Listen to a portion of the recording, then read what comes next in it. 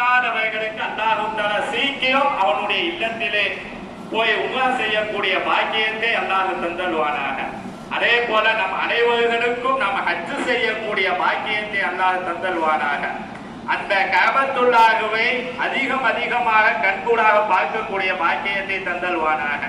நபிகள் நாயகம் ஸல்லல்லாஹு அலைஹி வஸல்லம் சொன்னாங்க, நீங்கள் காசு இருக்கோ இல்லையோ, பணம் இருக்கோ இல்லையோ, முடியலையோ முடியாம இருக்கோ, ஆனா நீங்க மக்காவுக்கு மதீனா போவதற்கும் ஆசைப்படுங்க. உங்களுடைய உள்ளத்தில் ஆசையை வைங்க, ஆசைப்படுங்க. போகாது அது வேற விஷயம். ஆசைப்படுங்கள், ஆசை வையுங்கள். நபிகள் நாயகம் ஸல்லல்லாஹு அலைஹி வஸல்லம் சொன்னாங்க, எந்த மனிதனுடைய உள்ளத்திலே மக்காவுக்கு செல்வதற்கும் மதீனாவுக்கு செல்வதற்கும் ஆசை இல்லையோ அவனுடைய ஈமான் கேள்விக்குறி. அவன் இன்னமும் இஸ்லாம் இல்லைன்னு அர்த்தம். அவனுடைய உள்ளத்தில அல்லாஹ்வுடைய பயம், அல்லாஹ் மீது நம்பிக்கை இல்லை என்பதாக அர்த்தம். ஆகையால் ஆசைப்படுங்க, ஆசை வையுங்க. நிச்சயம் அல்லாஹ் நம்மளையும் அவனுடைய வீட்டுக்கு அழைத்துக் கொள்வான்.